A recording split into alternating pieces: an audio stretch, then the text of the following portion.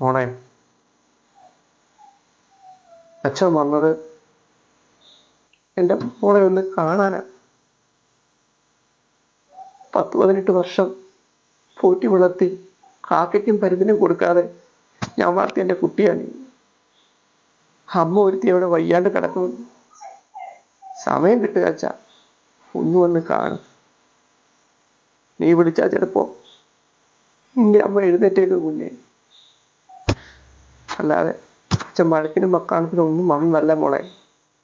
നിനക്ക് മനസ്സുണ്ടെങ്കിൽ നീ ആ ജീവനെ ഒന്ന് ഉണർത്തും. എനിക്ക് എനിക്ക് അവൾ മാത്രമേ ഉള്ളൂ. നീ അത് മനസ്സിലാക്കണം.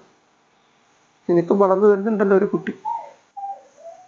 പോട്ടെ മോളെ, അവളവിടെ തന്നെ ഉള്ളൂ. നീ താമസിച്ചാലേ അവൾ എന്നെ തനിച്ചൊക്കെ അങ്ങ് പോയാലോ.